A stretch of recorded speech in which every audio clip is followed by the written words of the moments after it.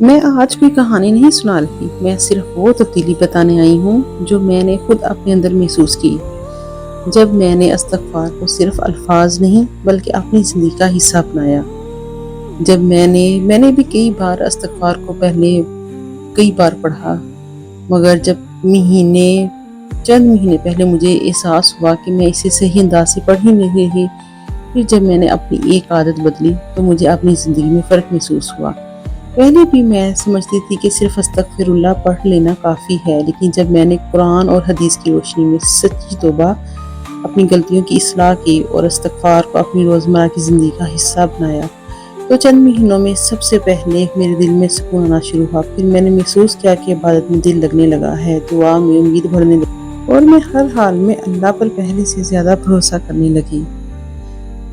لیکن چند ہی مہینوں میں مجھے ایسی تبدیلیاں محسوس ہونے لگی لیکن جن کی میں نے توقع بھی نہیں کی تھی۔ سب سے پہلے میرے دل کا بوجھ ہلکا ہونے لگا۔ پہلے ہر بات پر گھبراہٹ رہتی تھی، لیکن آہستہ آہستہ دل سکون میں آنے لگا۔ پھر میں نے محسوس کیا کہ عبادت میں پہلے سے زیادہ دل لگنے لگا ہے۔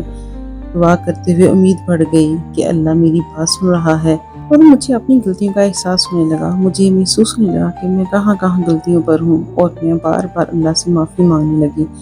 یہ استغفار کی اصل خوبصورتی ہے۔ استغفار اپنے بندے کو رب کے قریب کرتا ہے۔ اپنے رب سے معافی مانگو، بے شک وہ بہت بخشنے والا ہے۔ وہ تم پر آسمان سے خوب بارش برساتا ہے، تمہیں مال اور اولاد سے بھی نوازتا ہے۔ یہ آیت ہمیں اللہ کی رحمت اور برکت کی امید دلاتی ہے، لیکن ہر انسان کی آزمائش اور اس کی نتائج اللہ کی حکمت کے مطابق ہوتے ہیں۔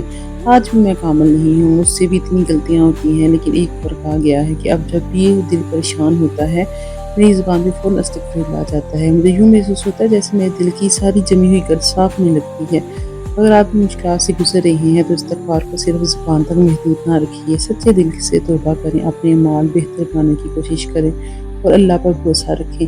اگر میری یہ بات آپ کے دل کو لگی ہے تو آج ہی اسے استغفار اپنی روزمرہ کی زندگی کا حصہ بنا لیں۔ ہو سکتا ہے اللہ تعالیٰ آپ کے دل کو وہ سکون عطا کرے اس کی آپ برسوں سے تلاش کر رہے تھے۔ اگر آج کی ویڈیو میں کوئی بھی آپ کے دل کو بات اچھی لگی ہے تو آپ کمنٹ میں استغفر اللہ ضرور لکھیے۔ جزاک اللہ خیر۔